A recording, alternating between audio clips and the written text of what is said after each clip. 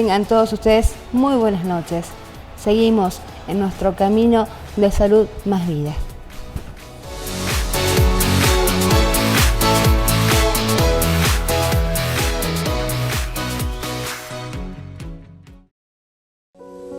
Primero, honestidad.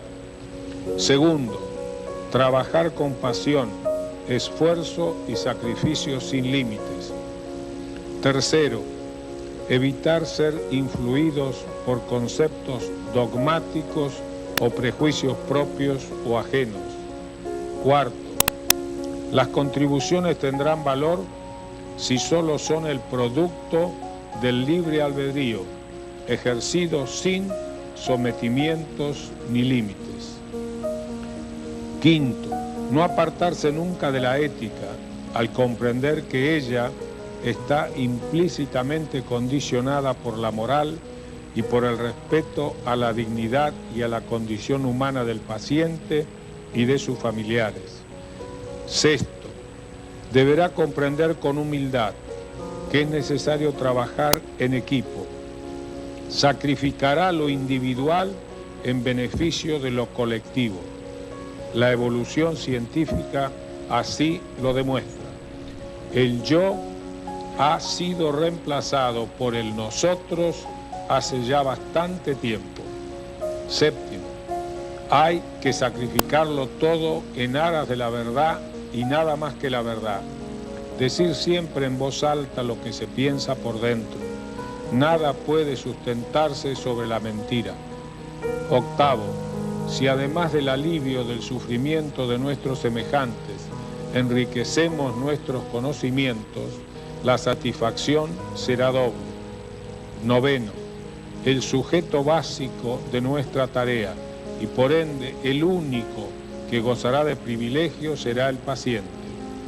Y finalmente, décimo, solamente se llegará a gozar de lo realizado cuando en su alma sienta, preferentemente en los silencios necesarios para la reflexión, que el único premio verdadero es el que proviene del placer espiritual limpio y sereno del deber cumplido.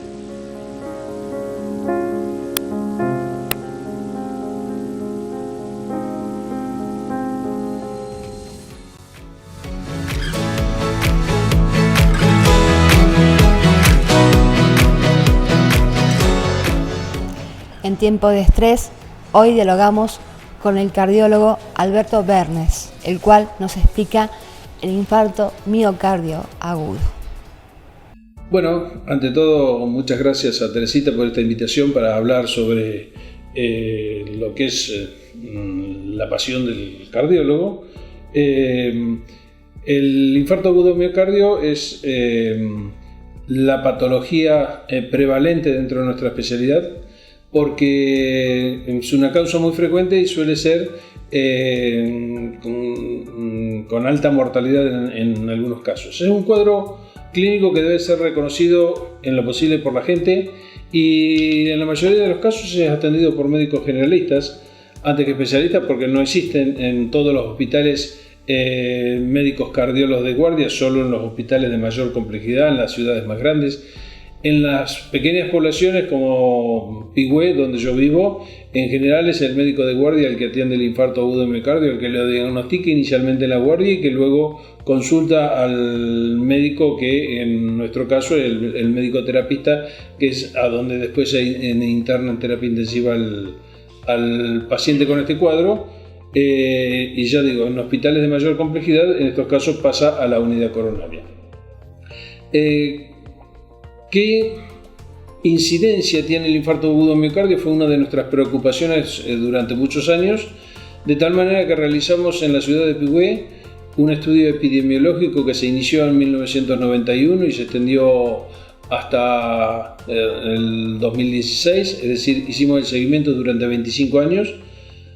Ha sido el estudio poblacional más extenso que existe publicado en nuestro país.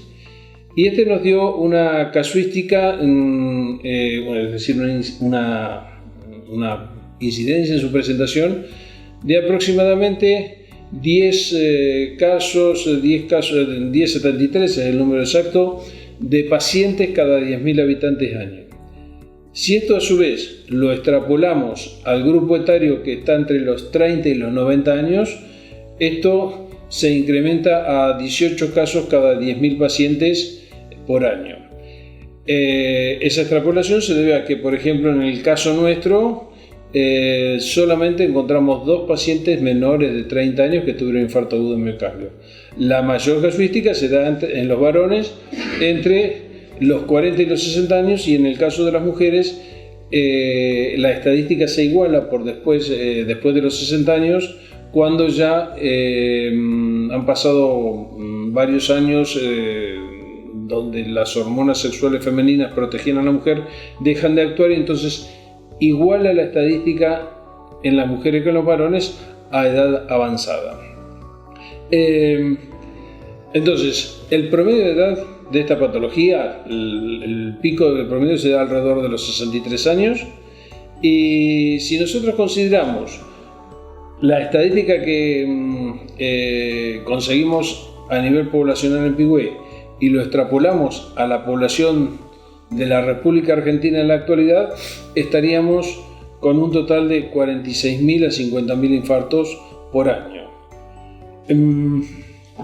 Respecto a la causa del infarto, esto se da en general, se conoce como un síndrome coronario agudo en pacientes que pueden tener o no tener ya previamente alguna patología arterial o coronaria, y que en forma brusca pueden producir la ruptura de una placa de aterosclerosis, desencadenando un fenómeno trombótico donde se van acumulando las plaquetas, se produce el coágulo o trombo que obstruye una arteria, y esta arteria, que son las arterias coronarias, son las que van a irrigar el músculo cardíaco. Entonces hay una parte de ese músculo cardíaco que, al no recibir un adecuado flujo de sangre, se produce la necrosis o muerte. Esto constituye entonces el infarto agudo de miocardio, que depende de dónde se produjo la localización de esa ruptura arterial, de esa trombosis arterial aguda.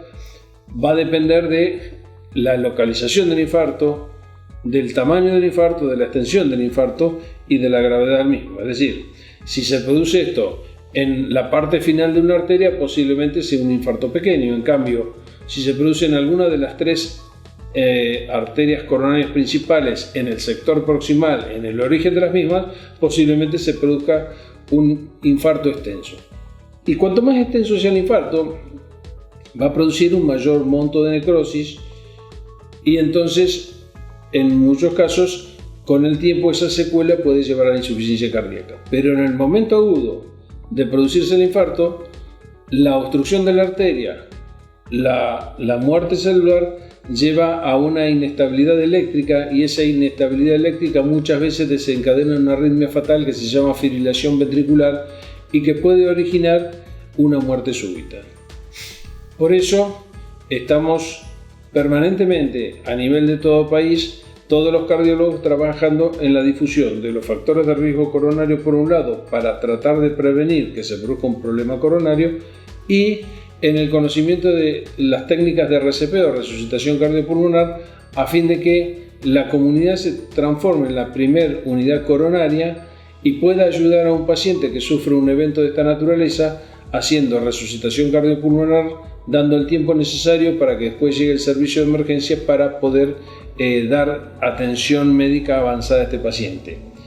Y como habrán visto, los que tienen oportunidad de viajar y a través de los medios de difusión, verán que en todos los aeropuertos, en distintos lugares de alta concentración humana, existe en este momento lo que se llama como desfibrilador externo automático. Existen unas cabinas vidriadas, perfectamente marcadas, señalizadas, donde está lo que se llama DEA o desfibrilador externo automático. Esto sirve cuando se produce un evento de esta naturaleza, un paciente sufre un síndrome coronario agudo, reitero el mecanismo: obstrucción arterial, irritación y muerte celular, inestabilidad eléctrica, fibrilación ventricular, paro cardíaco. Entonces las personas pueden iniciar RCP, es decir, manos que salvan vida, iniciar compresiones torácicas, luego de poner en marcha la cadena de sobrevida, de llamar a emergencias o enviar a alguien a que traiga el desfibrilador externo automático. Ese desfibrilador externo automático se conecta al paciente, se enciende, conectados los electrodos, se enciende, el aparato automáticamente, como dice su nombre, hace la lectura de la situación y indica si hay que hacer o no hay que hacer una descarga eléctrica, con lo cual le indica a la persona que está a su lado que lo único que tiene que hacer es oprimir o no un botón.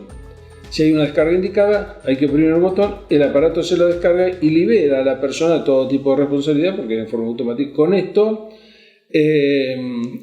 se han resuelto muchos casos y se ha aumentado la sobrevida de los paros cardíacos producidos por infarto agudo de miocardio. Pero volviendo un poquito a el infarto agudo de miocardio en sí, es muy importante reconocer sus síntomas. Y los síntomas lamentablemente no son siempre típicos, sino su diagnóstico sería fácil, pero los síntomas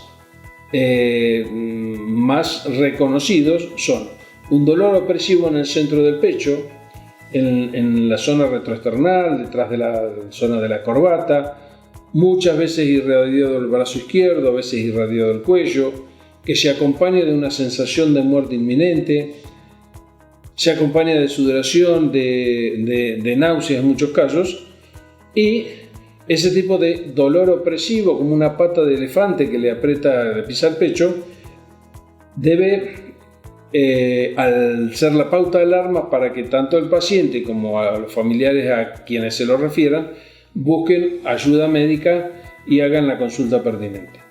Hay casos donde lamentablemente los síntomas son atípicos, y en el estudio epidemiológico de la ciudad de Pigüé que hemos hecho durante esos 25 años, como yo refería, en un subestudio presentamos los casos de infartos silentes, es decir, que se han producido sin síntomas y el paciente no se enteró y se lo detectó después en un chequeo ocasional, y los que tuvieron infartos atípicos, y son aproximadamente el 10% de los casos. Cuando son infartos atípicos se van detectando en distintas circunstancias, y en algunos casos los infartos silentes suelen ser más graves porque al no ser detectados pueden llevar, y no tener tratamiento, pueden llevar con el tiempo mayores complicaciones como la insuficiencia cardíaca en el mediano o largo plazo. Entonces, en casos de síntomas atípicos, los que tienen más probabilidad de tener síntomas atípicos son los pacientes diabéticos, las personas muy ancianas, y a veces las mujeres también tienen síntomas más atípicos, donde el dolor suele no ser tan opresivo. A veces hay un dolor punzante que traspasa el pecho, del pecho hacia la espalda, y en esos casos, bueno, resulta a veces más difícil o tardío el diagnóstico. Y hecho el diagnóstico del infarto agudo de miocardio, reconocidos sus síntomas, se impone la consulta médica inmediata, porque esa obstrucción arterial que se produce por un trombo tiene una ventana de tiempo para tratar de desobstruir la arteria, de destapar la cañería, hablando en términos criollos, y para eso existen ciertos medicamentos que cuanto más precozmente se apliquen, más éxito tienen, con una buena tasa de reperfusión hasta las 12 horas, pero insisto en el concepto, cuanto antes se inicia el tratamiento de reperfusión, ¿no?, más éxito logramos minimizando o achicando el área de infarto.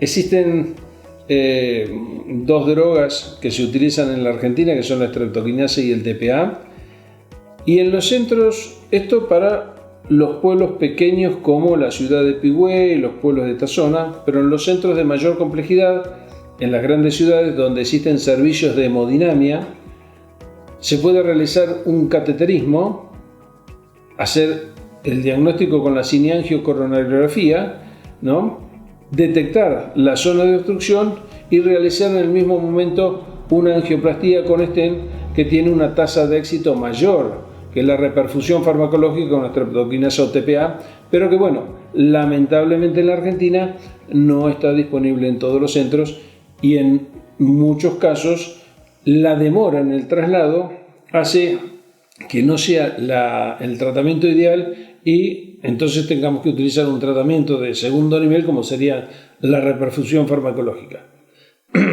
Consultado al paciente, diagnosticado, se lo interna habitualmente, se realiza este tipo de tratamiento más un tratamiento coadyuvante con otros medicamentos para reducir el consumo de oxígeno, es decir, cuando nosotros tenemos alguna lesión esquelética, la forma de tratamiento suele ser poner en reposo el miembro afectado.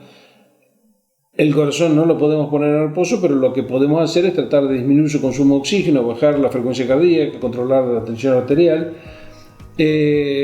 normalizar, atacar rápidamente y bajar el colesterol, y toda una serie de tratamientos coadyuvantes que hace el médico, y generalmente en todos los casos después que se hizo el tratamiento en los pueblos que no está disponible la angioplastía inmediatamente, en un segundo momento, después de entre las 3 y las 24 horas, lo que es aconsejable es trasladarlo entonces al paciente a un centro de mayor complejidad con servicio de hemodinamia para realizar una cineangiocoronariografía o cateterismo cardíaco para determinar el tipo de lesión y si hay una arteria culpable y que todavía tenga responsabilidad o con lesiones residuales, se realiza en la mayoría de los casos una angioplastía con colocación de un esteno. Un tema interesante respecto al infarto agudo de miocardio y que se está manejando mucho hoy con una actividad preventiva importante por parte de las sociedades científicas, por ejemplo la Sociedad Argentina de Cardiología, la Federación Argentina de Cardiología, es todo lo referente al infarto agudo de miocardio en la mujer. Se está poniendo mucho énfasis en tratar, en difundir los problemas del corazón de mujer que en una etapa avanzada de la vida tienen tanta incidencia como los varones y que a su vez la principal causa de mortalidad de las mujeres de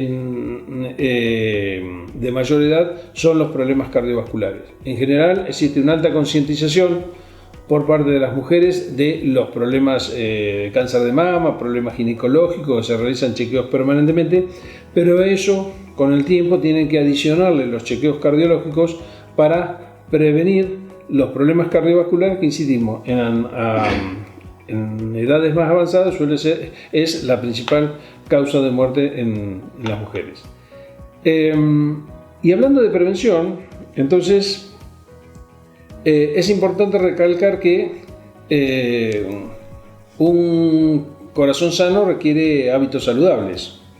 Quienes tienen mayor posibilidad de tener problemas vasculares, entre ellos problemas coronarios, infarto agudo de miocardio, son las personas que tienen mayor factores de riesgo cardiovasculares. Y entre ellos contamos en los pacientes jóvenes, en primer lugar, el tabaquismo. En el estudio nuestro, el 80% de los menores de 50 años que tuvieron infarto agudo de miocardio eran fumadores.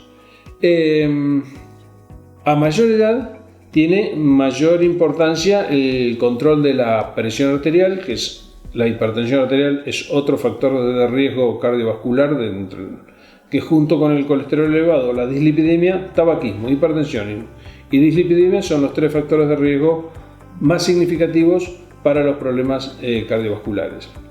Tenemos algunos factores de riesgo que son, por ejemplo, no corregibles, como por ejemplo la edad. Reitero lo que dije anteriormente, los varones suelen tener mayor incidencia entre los 40 y los 60 años, las mujeres tienen mayor incidencia después de los 60 años, 10 años después de iniciar la menopausia, en muchos casos cuando ya las hormonas sexuales femeninas no las protegen, así que la edad es un factor de riesgo, el sexo es un factor de riesgo, sobre todo en los varones más jóvenes, los antecedentes familiares, es decir, la carga genética tiene cierta incidencia, sobre todo en quienes tienen familiares directos padre, madre, hermanos con muerte súbita e infarto antes de los 50 años tienen mayor posibilidad de sufrir un evento de las mismas características si no controlan sus propios factores de riesgo cardiovasculares. Otros factores de riesgos controlables son el sobrepeso, el sedentarismo, el estrés, trastornos psicológicos como la depresión, tienen mucha importancia. Así que lo que queremos es remarcar la necesidad de tener una vida saludable, no fumar, controlar la presión arterial, controlar la glucemia, controlar el colesterol, tratar de mantener el peso dentro de lo más óptimo posible y hacer una actividad física, dado que, como decía aquella leyenda de Pami, más zapatillas, menos pastillas. Y lo que se solicita, como se recomienda en cuanto a la actividad física, es por lo menos un mínimo de 30 minutos durante 5 días a la semana, con una actividad física que sea placentera para el paciente, que irá eligiendo las distintas variantes que pueda tener: caminar, andar en bicicleta, nadar, hacer algún gimnasio con todas las actividades aeróbicas, de tal manera que entonces eso ayuda a su vez a bajar el colesterol, a controlar la glucemia, a controlar el peso y a mejorar la oxigenación muscular y la circulación arterial como prevención de las enfermedades cardiovasculares. Bueno, ante la pregunta que me acaban de efectuar de cómo estamos en las estadísticas de presentación de infarto agudo de miocardio en la Argentina respecto al mundo, les puedo decir que el infarto agudo de miocardio en los últimos años ha tenido en la República Argentina un descenso importante en la mortalidad. Años atrás la mortalidad rondaba del 10 al 15% en distintos estudios, se fue bajando paulatinamente. En el estudio epidemiológico de Pigüé, cuando lo iniciamos en 1991, teníamos una mortalidad que llegaba, dado que no había especialistas, a veces había que derivar los pacientes con pérdida de tiempo, como expliqué previamente, la mortalidad superaba el 21%. Con el tiempo, con el trabajo preventivo, con el trabajo asistencial, con la implementación de una unidad de terapia intensiva con médico de guardia permanentemente en nuestro hospital, esa mortalidad fue bajando a través de los años y en el 2015 estaba en alrededor del 6 a 6.5%, lo cual iguala la estadística de mortalidad de los mayores centros de la República Argentina y de los países desarrollados. Lo que hubo en el tiempo es un cambio en la clasificación que hicieron los científicos del infarto agudo de miocardio, donde años atrás se definía el infarto cuando solamente había necrosis de toda la pared del músculo cardíaco. Con el tiempo hubo un cambio en la definición y a veces hay obstrucciones de vasos más pequeños, obstrucciones parciales, obstrucciones temporarias que luego se recanalizan espontáneamente con el tratamiento y que solo producen necrosis de una parte periférica, ¿no? De una parte interna de ese músculo cardíaco, constituyendo un tipo de infarto sin elevación del DCT en términos técnicos, que suelen ser con mejor pronóstico. Entonces, en el mundo, desde hace tiempo y por el trabajo preventivo, por el trabajo asistencial, con los medicamentos de reperfusión, con la aparición de la difusión de la angioplastía y mayores centros de hemodinamia en todo el mundo, ha habido una disminución del infarto agudo de miocardio transmural, donde se muere toda la pared del músculo cardíaco, y hay un aumento de pequeños infartos que están detectados a través de un análisis que se llama troponina. La difusión de las troponinas en todas las guardias del mundo han permitido detectar mayor cantidad de pequeños infartos y el trabajo científico y preventivo de los médicos ha disminuido la cantidad de grandes infartos. Este sería más o menos en términos criollos el mecanismo. En esa casuística, nosotros en cuanto a infartos transmurales, a grandes infartos, tenemos más o menos la misma casuística que los países desarrollados. Y en los países desarrollados, por tener mejor tecnología, mayor acceso a algunos elementos de diagnóstico como las troponinas, que ahora en este momento en Francia se está utilizando la troponina ultrasensible, que hace el diagnóstico con el evento que se ha producido dentro de una hora. Las troponinas que disponemos nosotros en general tardan entre 6 y 8 horas en hacer el diagnóstico. La aparición de este nuevo elemento diagnóstico logran hacerlo en la hora de aparición de los eventos. Entonces, en ese aspecto, en los países desarrollados existe más cantidad de pequeños infartos, precisamente por una mejoría en los métodos de diagnóstico y el acceso a los mismos, por una cuestión económica, sobre todo.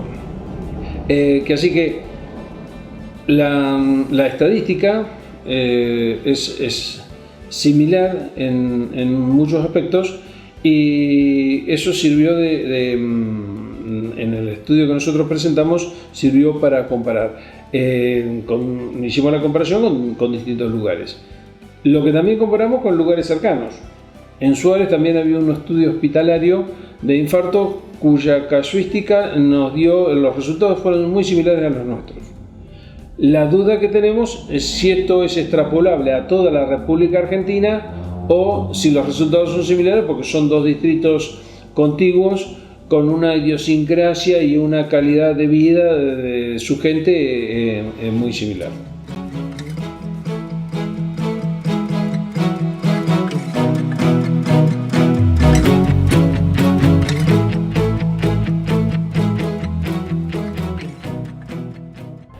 Siguiendo con la comunicación, volvimos a dialogar con la fonoaudióloga Natacha Jara, la cual nos explica lo que es la difluencia, comúnmente conocida como tartamudez, la cual se trata desde la niñez. Hola Teresita, ¿cómo estás? Muchas gracias por volver a mi lugar, a mi espacio. Te agradezco por la nota de la semana pasada y a tu productor también, siempre con toda la buena predisposición. Mi intención era contar un poquito acerca de algunas patologías, en este caso contarles sobre la tartamudez, qué es la tartamudez, a qué causas se la asocia y cómo hacer para ayudar desde nuestro lugar, ¿sí? Desde la familia, desde el sector médico o fonoaudiológico. La tartamudez es un tipo de difluencia, que es cuando el niño quiere transmitir algo y se producen cortes o repeticiones de sílabas, de palabras, de frases, ¿sí? Esto puede venir o no acompañado de movimientos de su cuerpo, ya sean acompañado de movimientos de su cabeza, brazos, manos, pies, ¿sí? Los tipos de difluencia que existen son tónicos y clónicos. El clónico es el más habitual, ¿sí? Es cuando se repiten sílabas o sonidos, ¿sí? O palabras. Y el tónico viene acompañado de tensión muscular, ¿sí? Que eso produce que el niño se angustie con más frecuencia. Se da cuenta de que se producen cortes y se angustia, ¿sí? Y por lo general suelen evitar el contacto, la comunicación con el entorno. Las causas de la difluencia o tartamudez, como se le suele decir, todavía no se sabe bien cuál es la causa. Se asocia a factores, ya sean genéticos, psicógenos, a trastornos emocionales, ¿sí? También podemos decir que la tartamudez se lo asocia, o sea, la tartamudez en los niños chiquitos, en los niños hasta 4 años, es habitual, ¿sí? Porque tratan de exteriorizar expresarse y a veces no encuentran las palabras, ¿sí? No encuentran las palabras que quieren decir. Entonces usan o repiten palabras hasta que la encuentran y pueden exteriorizarla. Esto es normal, ¿sí? Es totalmente normal que hasta los 4 años pase esto. Ahora, ¿qué es lo que tenemos que hacer nosotros como papás? ¿Sí? Es observar las conductas o si hay movimientos asociados a esas repeticiones de sílabas o palabras, ¿sí? Si hay tensión en sus brazos, si hay parpadeos, ¿sí? Y en ese caso consultar con el médico, que el médico pediatra es el que seguramente va a pedir una interconsulta con el fonoaudiólogo. En adultos aparecen asociados a otras patologías, por ejemplo, trastornos emocionales, ¿sí? ¿De qué trastornos emocionales? Asociados al estrés, a acontecimientos de la vida de uno, a una pérdida no solamente física o de algún familiar, sino también económica, por ejemplo, material también. Las edades más frecuentes son a partir de los 6 años. Ahí es donde podemos hablar sobre que ese niño tiene una tartamudez, ¿sí? Y qué es lo que uno tiene que hacer, empezar. Si bien el tratamiento fonoaudiológico debería arrancar antes de esa edad, podemos decir que ya hablamos de una tartamudez o una disfluencia leve o moderada a partir de los 6 años, ¿sí? Que es donde ya estaría como diagnosticado, ¿sí? De los 6 en adelante, uno lo que tiene que hacer es trabajar sobre los síntomas que tiene ese niño, porque lo que nosotros tenemos que hacer, por ejemplo, como papás, es no corregirlo, darle tiempo para que pueda expresar lo que quiere decir, interesarnos en el contenido de lo que ese chico quiere decir y no cómo lo dice, porque si uno se queda en cómo lo dice, genera angustia en el niño, ¿sí? Entonces, si él siente que lo que importa es lo que él está diciendo y no cómo lo dice, baja su ansiedad y puede expresarlo de mejor manera. El trabajo con el niño viene asociado y tiene que ir conjuntamente con todo su círculo familiar, ¿sí? Porque nosotros vamos a trabajar con ese niño durante la sesión, pero el resto del tiempo está en su casa. Entonces el papá, la mamá, su familia, la familia, su círculo más íntimo, en la escuela, la docente también tiene que darle el espacio al niño para que pueda expresarse, ¿sí? El error que uno comete es por ahí para ayudarlo, creemos que lo estamos ayudando, pero en realidad no, es terminarle la frase, ¿sí? No darle el tiempo que necesita. Y el niño necesita saber que el otro tiene tiempo para escucharlo, ¿sí? Y que está escuchando lo que se le está contando. El tratamiento fonoaudiológico en sí es trabajar sobre ese mecanismo respiratorio que necesita adquirir, fonorrespiratorio, porque a través de técnicas respiratorias el niño logra el mejor manejo del aire, ¿sí? Y esto le favorece en la expresión del mismo. Yo le doy pautas o formas de cómo su papá o su mamá o su círculo íntimo debe actuar frente a la expresión de ese niño que tiene disfluencia, ¿sí? Es fundamental que el papá y la mamá aprendan a cómo comunicarse con ese niño.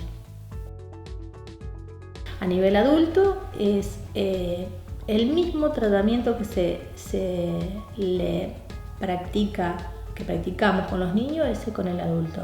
Técnicas respiratorias, a través del canto, muchas veces a través del canto, cuando uno canta no tartamudea, entonces empiezan a escucharse y a darse cuenta de que lo pueden hacer de otra manera.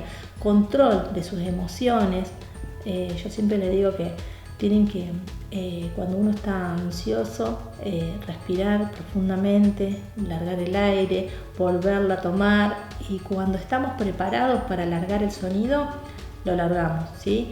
O sea, tomarnos el tiempo que necesitamos, y el otro tendrá que aprender a esperar.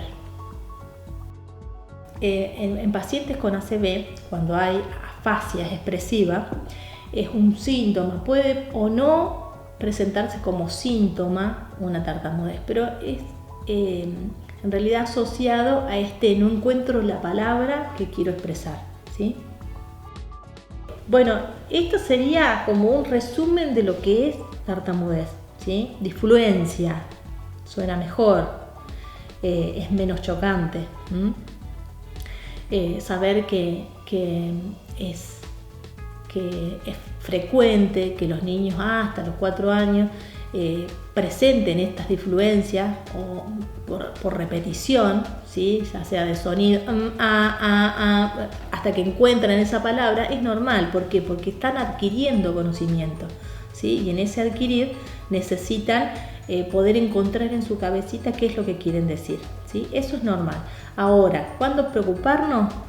Cuando el niño no puede expresar lo que quiere expresar. Sí sabe lo que quiere decirlo, pero ya sea por tensión muscular o porque no sale la palabra, pero sí sabe lo que quiere decir, ahí es donde tenemos que preocupar, ¿sí? Trabajar en esto, ya sea con técnicas respiratorias, con técnicas fonoarticulatorias, como así también trabajar en conjunto con muchas veces yo trabajo con psicólogos, ¿sí? Para trabajar la parte emocional, porque tiene mucho componente emocional. Acá yo siempre digo que Pigüé es un mundo aparte, hay mucha contención desde las instituciones. Yo creo que prácticamente a mi consultorio no ha llegado ningún caso de bullying, al contrario, los chicos están como muy integrados a sus grupos y sus compañeros han aprendido a entender, a esperar, ¿sí? A integrar, que es tan fundamental. Se le da el alta cuando logra poder tener un lenguaje expresivo fluido, ¿sí? Y en ocasiones no se termina nunca de adquirir esto, ¿sí? Entonces, ¿qué se tiene en cuenta? Las herramientas, porque el paciente tiene que aprender que esas herramientas las tiene que aprender, ¿sí? ¿Por qué? Porque el día de mañana su lenguaje viene bien, viene fluido, y algo detona que empiece a tartamudear de nuevo. Eso de que no te tenga que mirar a la cara para que no tartamudee, eso es falso. A la persona, cuando una persona quiere expresar algo, es tan importante la mirada, porque está diciendo que el otro te está escuchando, ¿sí? Entonces, yo no estoy de acuerdo con eso. Para mí el niño tiene que sentir que es escuchado, que es entendido y que le están prestando atención a lo que él está queriendo decir, ¿sí? Para mí es falso. El niño, cuando llega alrededor de los 4 años, la disfluencia no está marcada, ¿sí? Estamos hablando de que él necesita adquirir palabras, ¿sí? Adquirir formas de construir frases, ¿sí? Entonces en esa etapa él está adquiere, ¿sí? En cambio, ahí, una vez que adquiere la cantidad de palabras que necesita para poder comunicarse con el otro, puede construirse su lenguaje como cualquier otra persona, y se le da el alta una vez que adquiere todo, ¿sí? En cambio, en el adulto lo que tienen que adquirir es cómo yo voy a poder transmitir todo lo que yo tengo adentro. Ya lo tengo. Ahora, ¿cómo hago para que salga? ¿Cómo hago para que salga fluido, ¿sí? Y no con cortes? Por eso te explico que es adquirir las técnicas, adquirir las pautas, o sea, las herramientas. Una vez que se adquiere, se da el alta. Sí, Sí. En realidad el tratamiento está orientado, ¿sí?, a dar una mejor calidad de vida a este niño, ¿sí? Si bien no se termina en muchos casos, siempre va a estar ahí, a veces va a desaparecer y a veces por acontecimientos de la vida vuelven a surgir, ¿sí? Depende cómo uno esté emocionalmente, a veces vuelve, a veces se va, ¿sí? Entonces uno tiene que darle como herramientas para que ese niño o adolescente o adulto pueda adquirir herramientas, saber cómo tiene que hacer para que su lenguaje, su expresión, eso que quiere transmitir, salga de mejor manera. Y muchas veces son, son chicos que se burlan de ellos, que le hacen bullying, ¿sí? Entonces, en ese caso yo siempre digo, la maestra tiene que estar, el docente tiene que estar ahí atento a estas cosas. ¿Por qué? Porque si habla con el grupo, si explica de la importancia que es para ese niño, ¿sí?, poder expresarse y poder ser comprendido por el resto, no pasarían las cosas que pasan. Bueno, eso. Contención desde todos los ámbitos, educativo, familiar, social, ¿sí? Entender que lo que importa no es cómo lo dice, sino qué es lo que quiere transmitir. Eso es lo importante.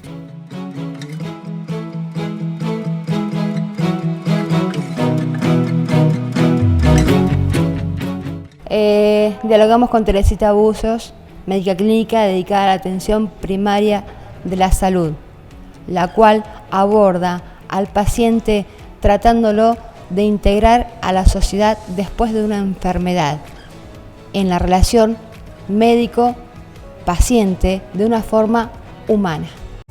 Buenas noches, yo soy la doctora Teresita Buzo y hago atención primaria de la salud. Atención primaria de la salud es un trabajo que se hace no desde los hospitales de cada ciudad, sino en centros barriales, en centros de atención primaria de la salud.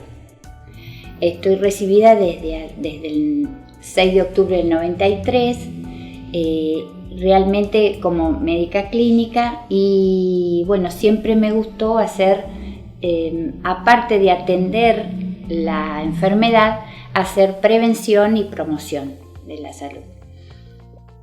Así que es un trabajo que abarca, bueno, la atención de enfermedades comunes y también la parte un poquito emocional, el entorno con los convivientes de esa persona, también un poco a nivel la salud social le llamamos, por las relaciones interpersonales que se dan entre los vecinos, en una familia, con que esa persona realmente, por ejemplo, para que se entienda mejor, desarrolle sus capacidades y los pueda poner al servicio de los demás.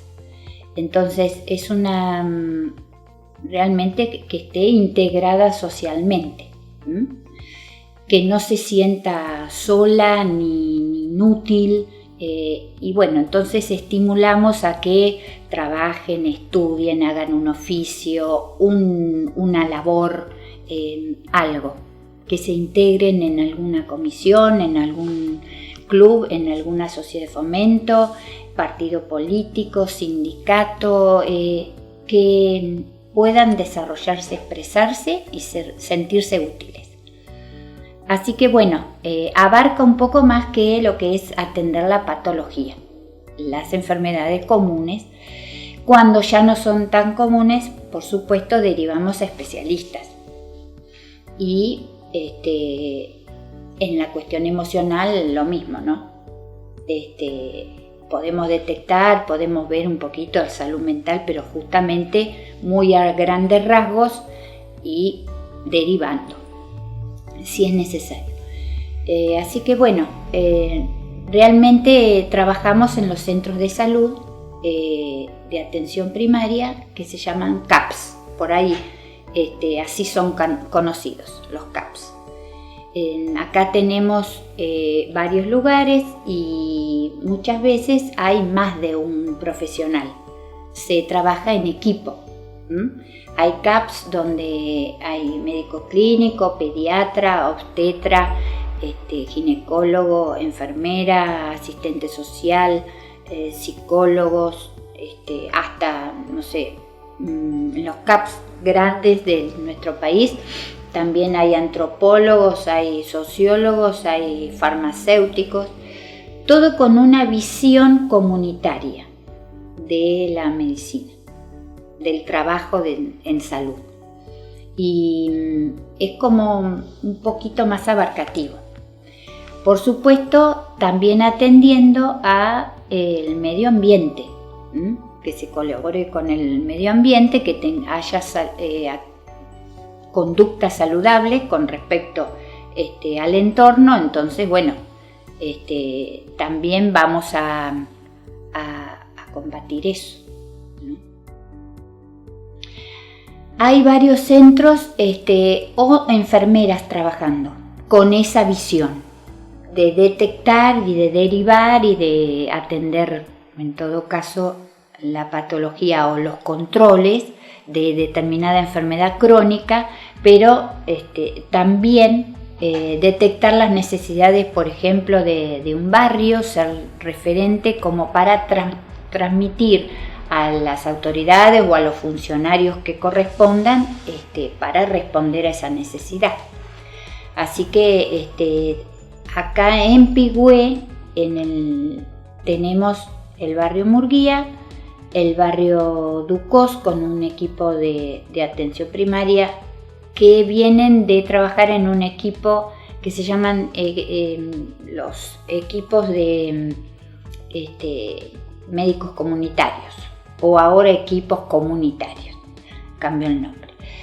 También hay otro equipo de estos multidisciplinario en el Ángel, en el barrio Monasterio, Ángel Monasterio.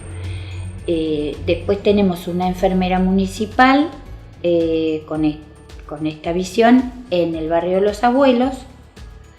Y bueno, es una forma en que el intendente entendió que era realmente mejor trabajar en salud, intendente Corbata, y viene de hace muchos años en el país.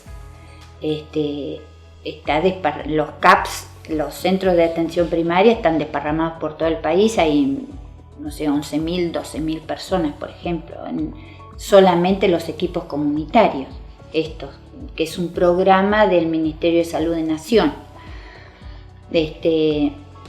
Pero bueno, ya Ramón Cardillo lo promovía la medicina así social y comunitaria, donde no solamente se atendía la necesidad de salud física. Tenemos realmente que atender con vocación, porque uno tiene que gastar un poquito más de saliva, tiene que atender sabiendo escuchar con un poquito más de tiempo al paciente, porque si no se va dando una confianza con el paciente, no sirve. Y eso es lento. Cada uno tiene libertad de hablar o no hablar, de confiar o no confiar. Así que realmente, por supuesto que hay confidencialidad. En el equipo de salud, si es necesario, se comparte alguna información, pero teniendo en cuenta que somos todos profesionales los que trabajamos, y es solo por la necesidad de resolver o de ayudar a resolver una situación. Así que hay la salud de una persona no está dada solamente por una patología de tipo infecciosa o alguna determinada enfermedad metabólica, sino que realmente se puede deteriorar la calidad de vida si uno tiene un sueldo que no alcanza, si uno tiene un estado de baja autoestima, qué sé yo, hay muchos ejemplos, ¿no es cierto?, donde podemos, ayudar, intervenir y ver si la persona puede llegar a levantarse, a estar mejor. Depende, porque primero cada uno tiene libertad de elegir el profesional en el cual confiar. Yo veo que sigue yendo y cada vez más gente a la sala. En realidad también lo que no se logra es que los vecinos se junten un poco, como pasaba unos años antes, para organizar un tema y discutirlo entre todos y ver, qué sé yo, juntarnos a ver primeros auxilios, juntarnos a ver, no sé, me acuerdo cómo armar un horno de barro en el fondo, qué sé yo, se han dado cosas muy lindas en nuestro centro de salud que ahora es como más difícil juntarlos. Pero bueno, también por ahí es un poco de falta de... habría que intentar un poco más. Pero veo que hay un poco de... sálvase quien pueda, individualismo que no sé si está inculcado un poco por la televisión, que hace esto de que desconfiemos del otro, desconfiemos del vecino, porque, qué sé yo, ¿qué van a decir? Eso fue siempre, pero no sé, medio que me arreglo solo y hago la mía y hago lo que puedo, pero no, por ahí no es juntarnos ni gastar plata, es juntarnos y en todo caso, no sé, en el Murguía hay buenas experiencias de cómo tuvimos que trabajar el hecho de mejorar la plaza, muy de a poco, pero se fue logrando, de conseguir nivelar un predio que hay atrás del canal. Ahora tenemos un playón para jugar al básquet. Bueno, hay que seguir trabajando sobre eso. Estaba un poco estigmatizado el barrio, el hecho de que haya mucha gente que ha elegido ir a vivir ahí, ha comprado casa, ha comprado terreno y construyó. Yo creo que en ese sentido cambió mucho. Cuando yo llegué, el barrio Murguía estaba un poquito marcado y a muchos vecinos desgraciadamente les costaba decir, para encontrar un trabajo, por ejemplo, vivo en el barrio Murguía. Era muy triste, pero era una realidad. Y por supuesto que gente mala y buena hay en todos lados. Y bueno, ahora todo eso desapareció por completo. Ya no se lo toma así.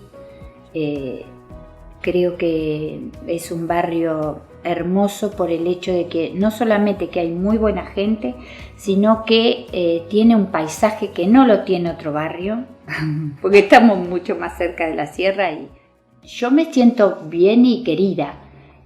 No todos me aman, pero bueno, cumplo mi servicio y podemos tener un diálogo fluido y no tengo problema en tocarles timbre. Les agradezco me parece que yo soy un poco fanática de la atención primaria de la salud, me parece una estrategia de trabajo en salud muy buena, que acerca mucho a la gente. Entonces, bueno, por eso me gusta divulgarlo. Y ojalá que siga, ¿no es cierto? Que siga habiendo ayuda por parte de los gobernantes, porque, bueno, en mi caso yo soy empleada municipal, pero hay programas de atención primaria donde son pagos por el Ministerio de Nación, o donde interviene a veces algo la provincia y realmente necesitan sueldo. Muchas gracias.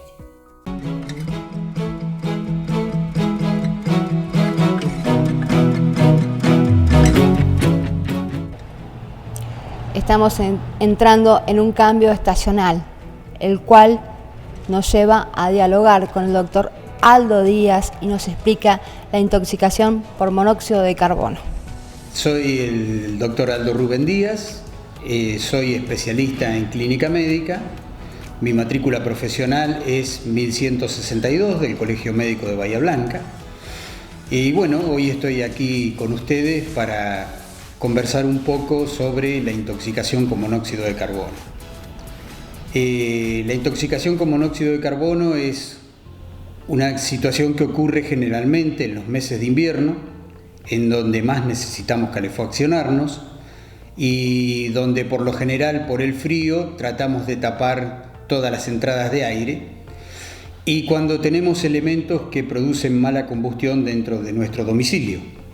Esos elementos pueden ser desde una estufa, desde la cocina, desde el horno, algún brasero que se ponga, como se hacía también en otras épocas, y donde la mala combustión hace que se consuma el oxígeno y se produzca monóxido de carbono. El monóxido de carbono es una sustancia tóxica que se ingresa a nuestro organismo a través de la respiración, se inhala, y como el monóxido de carbono tiene mayor afinidad por la hemoglobina que el oxígeno, desplaza al oxígeno y se pega en el glóbulo rojo, transportando, en vez de oxígeno en la sangre, transporta el monóxido de carbono. Y eso hace que nos intoxiquemos, y depende de la gravedad y del tiempo al que estemos expuestos, puede producir desde síntomas leves hasta la muerte. Los síntomas leves son generalmente dolor de cabeza, náuseas, vómitos, despertarnos de mal dormir, con irritaciones en la vista, y fundamentalmente el dolor de cabeza es un signo que llama la atención. E incluso puede pasar que la intoxicación sea crónica, que durante muchos días se venga respirando el monóxido de carbono y produzca una intoxicación que produce malestar general durante mucho tiempo. En otros casos, la intoxicación es tan severa que esa falta de oxígeno produce la muerte en quienes están dentro del domicilio. Lo que tiene de bueno es que, bueno, en realidad está mal expresado, no tiene de bueno. Lo que tiene es que, conociendo los síntomas y ventilando el ambiente y saliendo a respirar buen oxígeno, con eso la persona que está con síntomas leves puede recomponerse de la situación. El otro tema es que cuando la intoxicación es más severa, la persona, digamos, como que se duerme dentro de su domicilio y amanece muerta por la intoxicación con el monóxido de carbono. Por lo que siempre se recomienda es que siempre se deje en ventilación en las habitaciones, no se duerma encerrado, que se revisen todas las instalaciones, generalmente con gasista matriculado que pueda evaluar el modo de la combustión de los aparatos que calefaccionan. Dejar siempre ventilación y tener, por lo general, estar atento a los síntomas. Hoy en día hay unos sensores de monóxido de carbono que se pueden instalar en los hogares, donde también nos avisaría de que estaría modificándose la atmósfera de dentro de la habitación. Así que la recomendación es tener mucho cuidado durante las épocas invernales, más cuando hay muchos niños, dejar abierta siempre una ventilación, nunca dejar cerrado por completo las habitaciones y la revisión permanente de los elementos de combustión y de calefacción que hay dentro de la casa. El síntoma fundamental es el dolor de cabeza, porque el monóxido de carbono produce vasodilatación en las arterias. Y cuando hay vasodilatación producen dolor de cabeza o cefalea, como habitualmente se conoce, y a veces es un dolor crónico donde la persona se viene quejando: sufro dolor de cabeza, me levanto con dolor de cabeza, y eso tiene que llevarnos a hacer revisar las instalaciones. El otro asunto es que a veces cuando salimos del verano y vamos a entrar al invierno, como todos los aparatos han estado apagados durante mucho tiempo y a veces hay calefactores que tienen salidas al exterior, hay que revisar también esa salida al exterior, que no esté obstruida, que por ahí algún pájaro hizo un nido en la salida o de alguna forma se obstruyó o se rompió la ventilación, y eso va a impedir que los gases salgan hacia el exterior y van también a producir este tipo de contaminación. Bueno, hay que sospecharlo. En realidad no hay un análisis, digamos, que pueda medir en el momento lo que está pasando, pero cuando se repite el dolor de cabeza hay que preguntarle al paciente sobre la calefacción que tiene en su domicilio, sobre el modo en que se está calefaccionando, si revisó sus instalaciones. Es algo que el médico debe tener en vista y en sospecha, más que nada en las épocas invernales.